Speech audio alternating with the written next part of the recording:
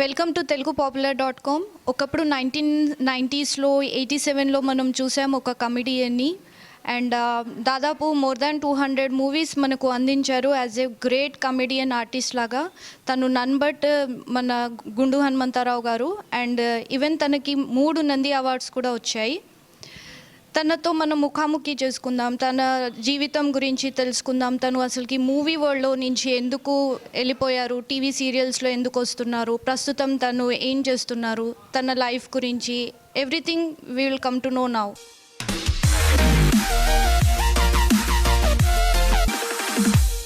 హనుమంతరావు గారు నమస్కారం అండి. Welcome to telugupopular.com. మీరు అసలుకి మీ నట జీవితం గురించి, ఈ సినీ ఫీల్డ్లో మీరు ఎలా వచ్చారు, మీకు ఎవరు ప్రోత్సహించారు, like how you got a chance, ఆ గురించి చెప్పండి. నా మనసులో సినిమా లైన్లోకి వెళ్దామని ఆలోచన లేదు. ఎందుకంటే సినిమా అనేది it's a great job. So ఆ ఊహలతో నాటకాలు వేసింది లేదు. మామూలుగా నాటకాలు వేస్తున్నాను. మీ ఓన్ ఇంట్రెస్ట్తో మీరు నాటకాలు చేసేవాళ్ళు. లైక్ ఈవెన్ మీరు ఎస్వి కృష్ణారెడ్డి గారితో కూడా కొన్ని మూవీస్ తీశారు. ఏవి మూవీస్ తీశారో అవన్నీ సూపర్ డూపర్ హిట్ అయినాయి. లైక్ రాజేంద్రుడు, గజేంద్రుడు, మాయలోడు. అవును, నంబర్ 1 కూడా మీరు కృష్ణతో తీశారు. ఇవన్నీ మీకు అంత సూపర్ డూపర్ హిట్ ఇచ్చాయి కదా. దీని మీద లైక్ మీ ఎస్వి కృష్ణారెడ్డి గారి మీద మీ ఒపీనియన్ ఏంటండి? నైస్ పర్సన్ అండి, మంచి డైరెక్టరు, అన్నిటికంటే హ్యూమన్ బీయింగు. తన ఆర్టిస్టులందరూ బాగుండాలనే ఒక మంచి కోరికున్న దర్శకుడు. ఒక దశాబ్దం పైన 15 సంవత్సరాలు ఆయన సినిమాలు ఎంతో ఆడియన్స్, ఫ్యామిలీస్ కదిలి వచ్చి సినిమా చూడాలనే కోరిక కలిగించిన డైరెక్టరు. లైక్ నాట్ ఓన్లీ మేము చేసిన రాజేంద్రుడు, గజేంద్రుడు, మాయలోడు, యమలీల, గడు, గన్షాట్ ఇవే కావు. ఆయన ఫ్యామిలీ సినిమాలు శుభలగ్నం, ఆహ్వానం, అలాగే ఇందాక మీరు చెప్పిన సినిమాలాగా నెంబర్ 1 కృష్ణ గారితో, ఇలా చాలా సినిమాలు, చాలా మంచి సినిమాలు తీసిన దర్శకుడు. ఆయన వల్లే నేను రెగ్యులర్గా సినిమాల్లో యాక్ట్ చేయడానికి అవకాశం వచ్చింది. కానీ ఒక విషయం అండి, మీరు ఎస్వి కృష్ణారెడ్డి గారు, రాజేంద్ర ప్రసాద్ గారు, మీ ముగ్గురు కాంబినేషన్తో మూవీస్ ఎక్కువ ఉన్నాయి. అవన్నీ బ్లాక్ బస్టర్ మూవీస్ అయినాయి. కానీ ఆ తర్వాత అదెందుకో మరి డిస్ప్యూట్స్ వచ్చి, రాజేంద్ర ప్రసాద్ గారికి, ఎస్వి కృష్ణారెడ్డి గారికి డిస్ప్యూట్స్ వచ్చి వాళ్ళిద్దరు కాంబినేషన్ మూవీస్ తగ్గిపోయినాయి. వాళ్ళ డిస్ప్యూట్స్ దేని గురించో మీరు కాస్త చెప్తారా? అదేం లేదండి, డిస్ప్యూట్స్ వచ్చాయి ఐపీపీ అని చెప్పేసి రూమర్స్ ఉంటాయి. కొంత వాళ్ళు వర్క్ చేస్తుంటారు, సినిమాలు ఎన్నో చేస్తుంటారు. ఆ సబ్జెక్ట్ వర్కౌట్ అయితే ఆ హీరోతో చేయటం, ఆ దర్శకుడితో పనిచేయటం ఆర్టిస్ట్కి ఉంటుంది. మరి అలాంటివి నేను ఎదురు చూడలేదు. కథ దొరకాలి కదా, మంచి కథ దొరకాలి. ఆ కథ దొరికితే దాన్ని బట్టి దానికి సంబంధించిన హీరోని పెట్టుకుందాం అనుకునే ఆలోచనలు వస్తాయి. ఆయన అందరితోనూ చేశాడు. ఆయన జగపతి బాబు గారితో చేశాడు, శ్రీకాంత్తో చేశాడు, రాజేంద్ర ప్రసాద్తో చేశాడు, ఆలీతో చేశాడు. ఒకటి కాదు, ఒక్క హీరో కాదు, 10 మంది హీరోలతో. తొట్టింపుడు వేణుతో కూడా సినిమా చేశాడు. పెళ్ళంతో పనేంటి. ఇంకోటండి, లైక్ ఈవెన్ మన మిమిక్రీ శివారెడ్డి తీసుకుంటే కానీ, కమెడియన్ వేణు మాధవ్ గారు తీసుకుంటే కానీ, వాళ్ళందరూ ఏం చెప్తారంటే సినిమా ఇండస్ట్రీలో వాళ్ళకి పైకి రానివ్వకుండా తొక్కి పడేశారు అనేసి స్టేట్మెంట్ ఇస్తూ ఉంటారు. మరి మీరెందుకు సినిమాస్లో లైక్ ఏమంటారు, డిసపియర్ అయిపోయిన dinosaur species, once upon A time we had dinosaurs in our world అని చెప్పుకునేవాళ్ళు కదా. అలా గుండు హనుమంతరావు గారు అంటే ఎవరో అన్నట్టు ఇంకా ఇప్పటి వరకు మీరు మళ్ళీ మూవీస్లో కనిపించలేదు. అంటే మిమ్మల్ని కూడా ఎవరైనా సినిమా ఇండస్ట్రీలో తొక్కేశారంటారా? అట్లా నేనేమి అనుకోనండి. టాలెంట్ ఉంటే డెఫినెట్గా అవకాశాలు వస్తాయి మనకి. దాన్ని ఏమంటారు, అవకాశాలు రావాలంటే ప్రతిభ ఒకటే ఉంటే సరిపోదు, అదృష్టం కూడా కొంత కలిసి రావాలి. రెండు సైమల్టేనియస్ రైలు పట్టాల మీద ప్రయాణం సాగించినట్టు ఆ రెండు ఉండాలి. మరి మరి నా లోపమో లేకపోతే ఇండస్ట్రీ నన్ను గుర్తించట్లేదనో ఏదన్నా కావచ్చు. నేను ఆ మొదట్లో చేసిన అన్ని మంచి వేషాలు ఆ తర్వాత చేయలేదు. ఏదో నామకే వాస్తే వేషాలు, ఓ పోలీసో ఒక పంతులు గారు ఏదో ఒక క్యారెక్టర్ మ్యాటర్ ఆఫ్ ఒక సీనో 3 సీన్లు 5 సీన్లు అలాంటివే చేశాను. నేను ఎప్పుడూ ఊహించుకోలేదు ఏదన్నా నాకు కెరియర్ ఇంత మారిపోతుంది, నేను ఇలా నేను ఇంత పెద్ద పాత్రలు చేశాను కాబట్టి నేను డెఫినెట్గా ఆ స్థాయికి వెళ్తాను అని నేను ఎక్స్పెక్ట్ చేసుకోలేదు. నేను ఎప్పుడు కూడా ఊహించుకోను. మనం సహజంగా ప్రయాణించాలి కానీ ఊహల్లో ప్రయాణం చేయకూడదు. అంటే మీరు అనొచ్చు కూడా, మీకు కెరీర్ రాలేదు కాబట్టి ఈ మాట అంటున్నారు, అదే కెరీర్ వచ్చి ఉంటే నేను కష్టపడ్డాను, నేను బాగా చేశాను, నా క్యారెక్టర్లు అందుకే వచ్చాయి, నన్ను ప్రతి ఒక్కళ్ళు గుర్తించారు అని ఇట్లా అంటారని అంటారు. అది కాదండి. రాఘవేంద్ర గారి సినిమాలు చేశాను, దాసనారాయణ గారి సినిమాలు చేశాను, రామానాయుడు గారి ప్రతి సినిమా చేశాను. అలా ఏం లేదండి. క్యారెక్టర్ గుర్తుపెట్టేట్టుగా క్యారెక్టర్ ఎదగాలి. అట్ ది సేమ్ టైం మనం కూడా కాస్త పేరు వచ్చేట్టుగా బాగా చెయ్యాలి, వాళ్ళని సాటిస్ఫై చేయాలి. ఆ దర్శకుడికి ఇష్టపడే పద్ధతిలో ఆ క్యారెక్టర్ రాసిన రచయితకి అనుకున్న దానికి మనం అనుకున్నట్టయినా చేసినా పర్లేదు, అనుకున్న దానికంటే బాగా చేసినా బాగానే ఉంటుంది. వాళ్ళ అంచనాలకు ఏమన్నా మనం చాలలేదనుకోండి, మనకంటే ఇంకొకళ్ళు ఎవరైనా మంచి ఆర్టిస్ట్ పడతాడేమో అని చూస్తారు. అది యాక్సెప్ట్ చేయాలి. మనం హర్ట్ అయితే కుదరదు. మనం ఫీల్ అయినా, మనం బాధపడి షై ఫీల్ అయ్యి మాట్లాడలేకపోయినా అవి ఏం కావు. టాలెంటే మెయిన్, దానికి తోడు కొంత అదృష్టం కావాలి. మనం ఇంకో మాట కూడా నేను చెప్తాను, మనం ప్రూవ్ చేసుకుంటే సరిపోదు, at the same time improve చేసుకోవడం కూడా కావాలి. ఓకే. సో దీన్ని బట్టి నాకు అర్థమైంది ఏంటంటే, మీకు నంది అవార్డ్స్ వచ్చినా, మీ దగ్గర టాలెంట్ ఉన్నా, మీకు ఆపర్చునిటీస్ ఇవ్వలేదు. కానీ దానికి రీజన్స్ ఏమన్నా తెలిసి ఉంటాయా? Like behind the reasons. Reasons అంటే ఇవే. ఏ సీజన్ మారినా రీజన్ ఇదే. ఓకే సరేనండి. అండ్ ఇంకా మీరు టీవీ సీరియల్లో అమృతం అన్న సీరియల్ మీరు స్టార్ట్ చేశారు. దానికి కూడా మీకు నంది అవార్డు వచ్చింది. 2001 నుంచి 2007 వరకు రన్ అయింది ఆ సీరియల్. 6 ఇయర్స్ రన్ అయింది. అమృతం జెమినీ ఛానల్లో వచ్చేది. 313 ఎపిసోడ్స్. గుండం గంగరాజు గారు దాన్ని ప్రొడ్యూస్ చేశారు. 1 సంవత్సరం చాలే అనుకుంటూ మొదలుపెట్టిన సీరియల్ అది. ఒక ఎంటర్టైనరు 6 సంవత్సరాలు కంటిన్యూ అయింది. నాకు తెలిసి తెలుగు ప్రపంచంలో ఇదే. వావ్, దట్స్ సో గ్రేట్ అండి. కానీ ఇంకోటి ఏంటంటే, మీకు టీవీ సీరియల్లో ఎక్స్పీరియన్సెస్ ఎలా ఉన్నాయి, మూవీ వరల్డ్లో ఎక్స్పీరియన్సెస్ ఎలా ఉన్నాయి? దాంట్లో కూడా ఈవెన్ టీవీ సీరియల్స్లో కూడా ఇలాంటివి ఉంటాయా? లైక్ పాలిటిక్స్ ఏమైనా ఉంటుందా? లైక్ వీళ్ళే ఎదగాలి, వీళ్ళని తొక్కేయాలి, అలాంటివి ఏమైనా ఉంటాయా? లేకపోతే ఓన్లీ మూవీ వరల్డ్లో ఉంటాయా? ఇక్కడ ఏమవుతుందండి అంటేనండి, టీవీ సీరియల్స్లోకి వచ్చేప్పటికీ ఆర్టిస్టులని సినిమా వాళ్ళని పెట్టుకోవాలనో, మంచి ఆర్టిస్ట్ని పెట్టుకోవాలనో, మంచి సక్సెస్ఫుల్కి సంబంధించిన వాళ్ళని టీవీ సీరియల్స్లో రెగ్యులరైజ్ చేయాలంటే అక్కడ వాళ్ళకేదో బడ్జెట్ ఉంటుంది. ఆ బడ్జెట్లో ఈ ఆర్టిస్ట్ రాగలడా రాలేడా అని చెప్పి క్యాలిక్యులేట్ చేసుకుంటారు. అందువల్ల ఏమవుతుందంటే టీవీ సీరియల్స్లో సినిమా పీపుల్ వేయటం అనేది చాలా పర్సంటేజ్ ఉంటుంది. పైగా టీవీ సీరియల్ అంటేనే చాకిరీ.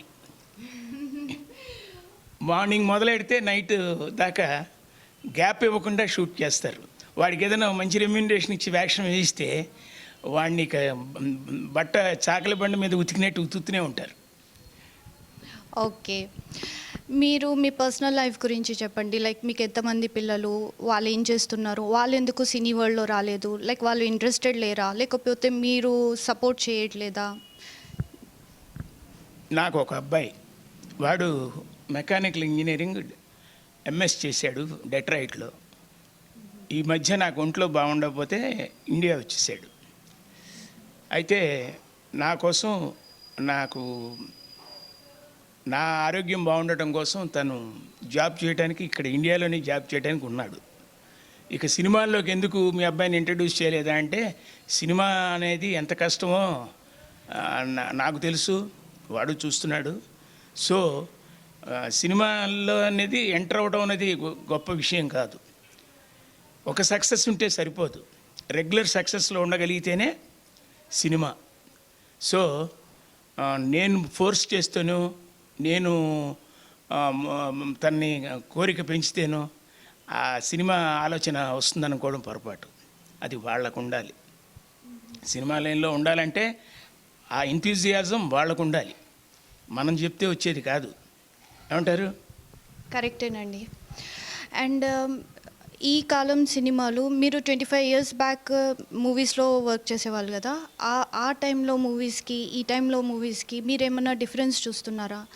లైక్ ఈవెన్ మనం చూస్తూ ఉంటాం, యాక్టర్స్ ఆర్ యాక్ట్రెస్ వాళ్ళ కిడ్స్ కానీ హీరోయిన్సే అవుతూ ఉంటారు. మోస్ట్లీ అబ్బాయిలు మాత్రమే హీరో లాగా వర్కౌట్ అవుతున్నారు, కానీ అమ్మాయిలు మాత్రం హీరోయిన్స్ కింద రావట్లేదు. దానికి రీజన్ ఏమైనా ఉంటుందంటారా? మన తెలుగు సినిమాల్లో అమ్మాయిల్ని హీరోయిన్లుగాను ఆర్టిస్టులుగాను చేయించాలనే ఆలోచన చాలా పర్సంటేజ్ తక్కువ మొదటి నుంచి. అదే ఆనవాయితీ ఇప్పటికీ ఉంటా ఉంది. తెలుగు లేడీ ఆర్టిస్టులు భాష మీద, డ్యాన్స్ మీద, డ్రెస్ మీద, అందం మీద ఎంతో కాన్సన్ట్రేట్ చేసిన వాళ్ళు ఉన్నా కూడా మరి వాళ్ళ తల్లిదండ్రుల ప్రోద్బలం లేదో, లేదంటే వాళ్ళకే ఇంట్రెస్ట్ లేదో, చాలా రేర్ పర్సంటేజ్, ఒక 5% ఉంటే గొప్ప. 100 మెంబర్స్లో 90-95 మంది బాంబే నుంచి దిగుతుంటే వీళ్ళు ఒక 5-10 మంది కంటే ఎక్కువ రావట్లేదు. సో అది వాళ్ళ ఆలోచన విధానం ఎలా ఉంటే వాళ్ళు ఇండస్ట్రీకి రావడానికి ఛాన్స్ ఉంటుంది. అలా వచ్చిన వాళ్ళే లయ, రోజా, వీళ్ళందరూ తెలుగు వాళ్ళే. అయితే ఎంత పర్సంటేజ్ అంటే చెప్పలేని పర్సంటేజ్. ఒక 5-10 ఏళ్లలో ఒక 5% ఉంటే గొప్ప. మరి ఇప్పటికీ తెలుగు ఆర్టిస్టులు, లేడీ ఆర్టిస్టులు రావాలంటే ఫీమేల్ ఆర్టిస్టులు మరి అన్ని రకాలుగా బాగుండాలి. వాళ్ళకి వొకాబులరీ ఉండాలి, స్టైల్ ఉండాలి, స్మైల్ ఉండాలి.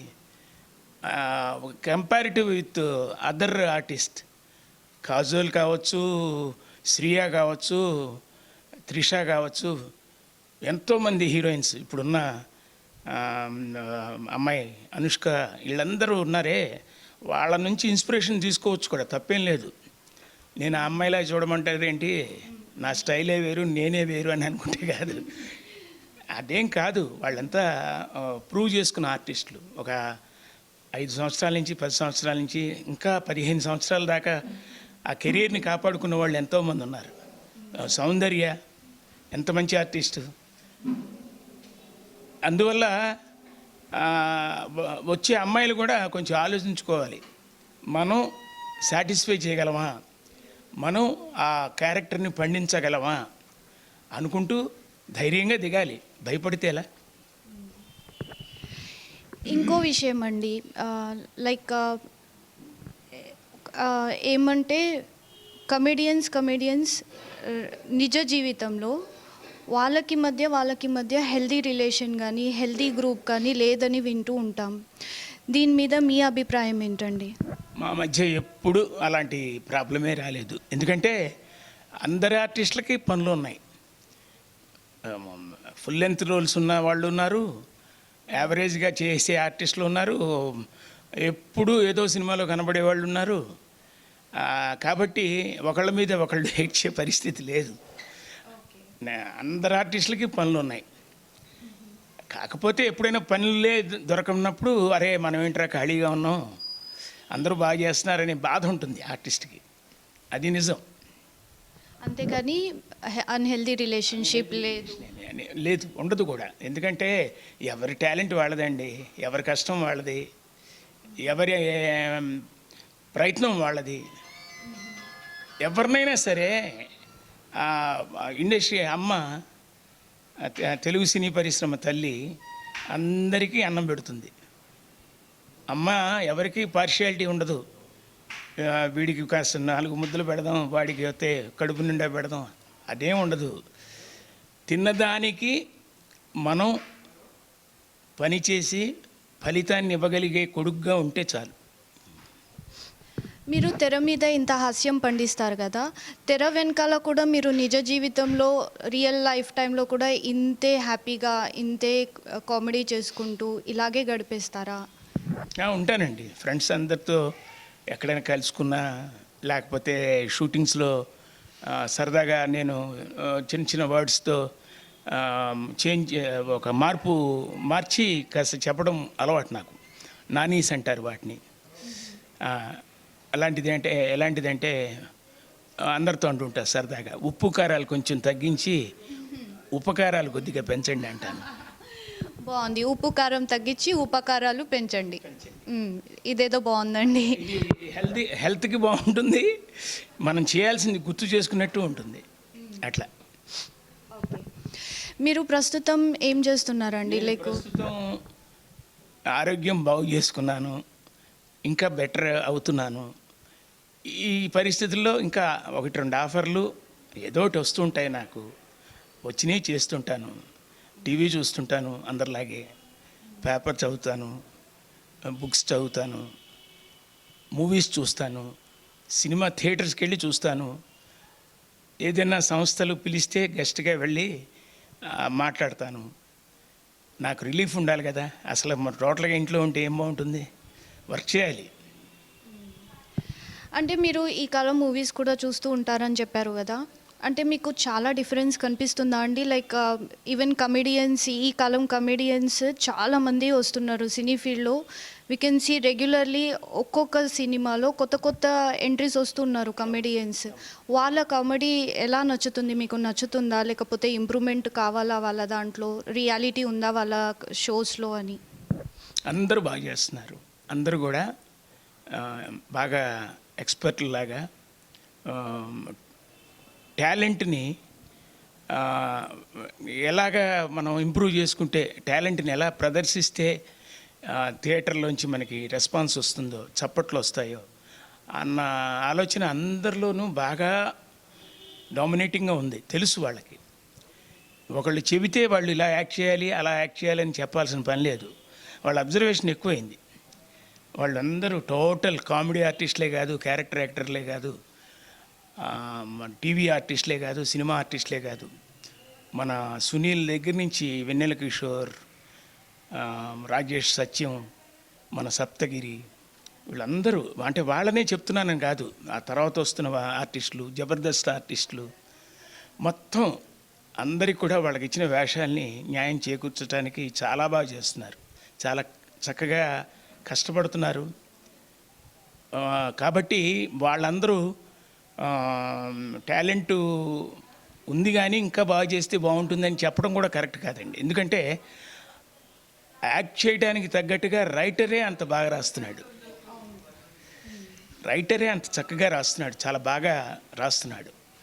రైటర్ బాగా రాస్తే, డైరెక్టర్ బాగా తీస్తే చేయడానికి ఆర్టిస్ట్కి ఎంత ఈజీ, సులువు. నేను అందుకే అంటుంటా, ఒక సందర్భంలో స్టేజ్ మీద అన్నా, రాసేందుకు ఏదన్నా ఉంటేనే చేసేందుకు ఉంటుంది, చేసేందుకు ఏదన్నా ఉంటేనే తీసేందుకు ఉంటుంది, తీసేందుకు ఏదన్నా ఉంటేనే చూసేందుకు ఉంటుంది, చూసుకునేందుకు ఏదన్నా ఉంటేనే చెప్పుకునేందుకు ఉంటుంది. అది బాగుంది. అండ్ ఫైనల్గా ఒక మాట అడుగుతానండి. అందరికీ, ఆడియన్స్కి, అందరికీ, మీ ఫ్యాన్స్కి ఏమన్నా చెప్పాలనుకుంటున్నారు మీ లైఫ్ టైం ఎక్స్పీరియన్స్ గురించి? అందరికీ చెప్పేది ఏదో పెద్దరికంగా మాట్లాడాలని కాదు, జీవితంలో బతకడానికి కావాల్సిన కష్టం బాగా పెరుగుతోంది అందరి విషయాల్లో. నా చిన్నతనంలో ఒక లక్షాధికారిని చూస్తే అబ్బా లక్షాధికారి అని చెప్పుకునే రోజులు. ఇప్పుడు లక్షాధికారి అంటే లెక్కలేకపోయింది. కోట్లు సంపాదించినోడే గొప్పవాడైపోయాడు. సో ప్రతివాడి ఆలోచనలో కూడా బాగా సంపాదించాలనే కాంక్ష పెరిగింది. దాంతో పరుగులు తీస్తున్నాడు. ఎంత సంపాదించినా తృప్తి లేకుండా పోతుంది. ఈలోపు మన వయసు అయిపోతుంది. ఫ్యామిలీకి వాల్యూ లేకుండా అయిపోతాం, వాళ్ళని సరిగ్గా చూసుకోలేకుండా అయిపోతాం, లేదంటే వాళ్ళని హాస్టల్లో పెట్టడం, లేదంటే వాళ్ళకి విచ్చలవిడిగా తిరగడానికి కావాల్సినంత డబ్బులు సౌకర్యాలు ఇచ్చేస్తాం, అన్నీ ఉంటాయి. తండ్రి మంచివాడైతే కొడుకు మంచివాడు అవుతాడు. కొన్ని చోట్ల తండ్రి చాలా మంచివాడైనా కూడా పాపం కొడుకు రివర్స్లో చెడ్డవాడైపోయిన ఫ్యామిలీస్ ఉన్నాయి. ఇది ఏ ఫ్యామిలీని కించపరచాలని కాదు. సో డబ్బు కావాలి. మనం ఎవరైతే ఇంటి బాధ్యత తీసుకొని చేస్తామో డబ్బుతో పాటు ఆనందం కూడా కావాలి, సంతోషం కూడా కావాలి, హాయి కూడా కావాలి. దేన్ని చూస్తే మనకి హాయి వస్తుందో, ఆ సినిమా చూస్తేనా, టీవీలో వచ్చే ఎపిసోడ్స్ చూస్తేనా, లేకపోతే కామెడీ షోస్ చూస్తేనా, లేదంటే ఒక పార్క్కి వెళ్తే ఆనందంగా పార్కులో పిల్లల్ని చూస్తూ, ఆ పువ్వులను చూస్తూ, ఆ ఆనందంగా గాలి పీలుస్తూ ఉండే ప్రాంతంలో ఉంటేనా, సూపర్ మాల్లో వెళ్ళి చూస్తేనా, ఫ్రెండ్స్ కలిస్తే ఆనందపడ్డమా, ఏదైనా కావచ్చు. రోజు మన ఊళ్ళల్లో సాయంత్రం అయితే ఇళ్ళ దగ్గర కూర్చొని ఫ్రెండ్స్ అందరూ మాట్లాడుకున్న పద్ధతులు ఉండాయి. ఇక్కడ ఉండవు. హైదరాబాద్ మహానగరంలో అలా మాట్లాడుకోవడం చాలా రేర్. మళ్ళీ అలాంటి ఆలోచనలతో అందరూ కలిసే విధంగా ఉంటే బాగుంటుందని సలహా ఇవ్వటం తేలికే, చూడాలి. మొన్న మనకి బ్రహ్మోత్సవం మూవీ వచ్చింది కదా, ఇదే కాన్సెప్ట్ తంది కూడా. అండ్ మీరు మిమిక్రీ ఆర్టిస్ట్ కూడా కదండి? నేను only stage artist. Stage art, నాటకాలు నాటికలు వేసే ఆర్టిస్ట్ని, మిమిక్రీ ఆర్టిస్ట్ని కాను. ఓకే అండి. మిమిక్రీ ఆర్టిస్ట్ అనుకుని ఏదైనా మిమిక్రీ చేయమని అడుగుదాం అనుకున్నానండి. మీకు కుదిరితే ఒక డైలాగ్ చెప్తారా అండి? డైలాగ్ చెప్పను. మీ మూవీస్లో ఏదైనా రాజేంద్రుడు గజేంద్రుడిలో ఫేమస్ డైలాగ్ ఏదైనా మీకు గుర్తున్నది ఒకటి చెప్పండి. చెప్పడానికి ఊరికే నీ తృప్తి కోసం ఒకటి చెప్పడమే. ఆహనా పెళ్ళంటిదే ఉంది, అంతా విని చెవిటివాడిని కదా, వినబడలా అంట. సరేనండి, నైస్ టు మీట్ యూ అండి. మళ్ళీ ఇలాంటి ఎపిసోడ్స్ జరగాలని కోరుకుంటూ, మీ ఆరోగ్యం బాగుండాలి, తొందరగా కోలుకోవాలని కోరుకుంటూ సెలవు తీసుకుంటానండి. Thank you so much for joining this telugupopular.com. Subscribe Telugu popular. నేను మీకు జోక్ చెప్తాను, ఆ జోక్ కాదో నేను చెప్పిన తర్వాత మీరు నవ్విన తర్వాత నాకు చెప్పండి.